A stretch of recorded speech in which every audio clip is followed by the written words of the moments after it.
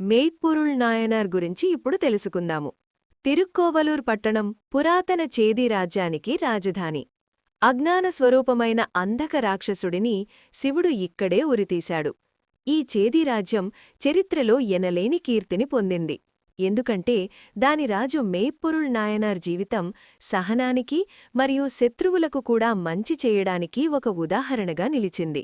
రాజు హృదయం ఎల్లప్పుడూ హరుని పట్ల నిమగ్నమై ఉండగా అతని చేతులు శివభక్తులకు సహాయం చేయడంలో నిమగ్నమై ఉన్నాయి. అతను వారికి అవసరమైన విధంగా సేవచేశాడు. దేశాన్ని న్యాయంగా, శాంతియుతంగా పరిపాలించడం ద్వారా మరియు భక్తిని పెంపొందించడానికి సరైన వాతావరణాన్ని సృష్టించాడు. అదే సమయంలో అతను తగినంత పరాక్రమవంతుడు. ఏ శత్రువు కూడా రాజ్యంపై దాడి చేయడానికి సాహసించేవారు కాదు. శివుని పాదపద్మాలపై భక్తియే అన్నింటికంటే గొప్ప సంపదగా అని అతను భావించాడు. పవిత్ర బూడిద మరియు రుద్రాక్షలతో అలంకరించబడిన శివభక్తుల మనోహరమైన రూపాలకు అతను ఎంతగానో ఆకర్షితుడయ్యేవాడు. వారు కోరుకునేది ఏదైనా చేసేవాడు. పొరుగున ఉన్న రాజు ముత్తినాథన్ యుద్ధభూమిలో మెయ్పొరుళర్ను ఓడించడానికి అనేకసార్లు ప్రయత్నించాడు. ఒక నక్క ఎప్పుడైనా ప్రత్యక్ష పోరాటంలో ఏనుగును అధిగమించగలదా? ప్రతీకార దాహం అతని మనస్సును బలహీనపరిచింది మరియు అతని నైతికత మోసపూరిత ప్రణాళికలకు దారితీసింది. మెయ్పొరుళర్ వంగి శంకరుని భక్తి గుర్తులను ధరించిన వారికి సేవ చేస్తాడని అతనికి బాగా తెలుసు. ఆ పిరికివాడైన ముత్తినాథన్ భక్తుడైన మెయ్పొరుళర్ యొక్క ఈ మంచితనాన్ని ఉపయోగించుకోవడానికి ఒక కుట్ర పన్నాడు. ముత్తినాథన్ తన శరీరానికి పవిత్ర బూడిదను పూసుకొని జుట్టు ముడివేసుకుని కత్తితో కూడిన పుస్తకాన్ని తీసుకుని తిరుక్కోవలూరులోకి నడిచాడు. అతనొక రాత్రి మెయ్పొరుళర్ రాజభవనానికి చేరుకున్నాడు. ప్రధాన రాజభవనానికి వేరువేరు ద్వారాల వద్ద ఉన్న కాపలాదారులు అతణ్ణి భక్తుడని భావించి నమస్కరించి లోపలికి అనుమతించారు. చివరికి అతను రాజు నిద్రిస్తున్న లోపలి గదులకు చేరుకున్నాడు. రాజు వ్యక్తిగత రక్షకుడు దత్తన్ భక్తుడి వేషంలో ఉన్న ముత్తినాథన్తో రాజు నిద్రపోతున్నప్పుడు వేచి ఉండమని కోరాడు.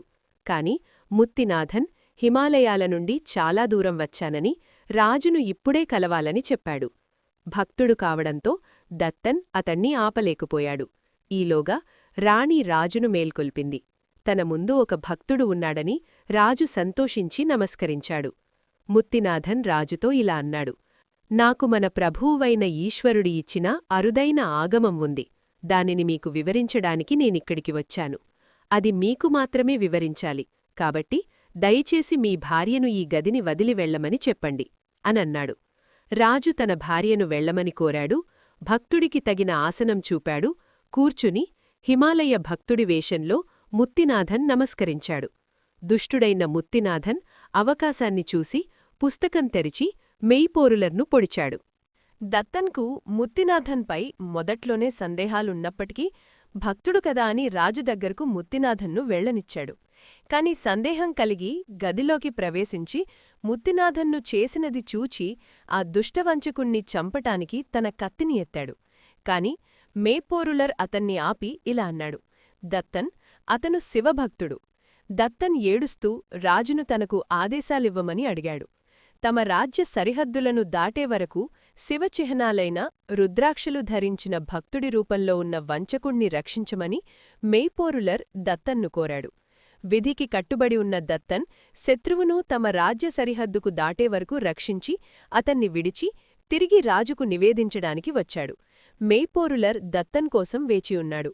రాజు దత్తన్ చర్యను ప్రశంసించాడు మరియు శివుని భక్తులను ప్రేమించడం మరియు శివుని యొక్క పవిత్ర చిహ్నాలను గౌరవించడం అనే మంచి పనిని సమర్థించమని తన సభికులకు సలహా ఇచ్చాడు. మెయ్పొరుళర్ తన శరీరాన్ని విడిచిపెట్టాడు. శివుని పాదాల వద్ద శాశ్వత స్థానాన్ని మరియు శివుని భక్తుల హృదయాలలో స్థానాన్ని పొందాడు.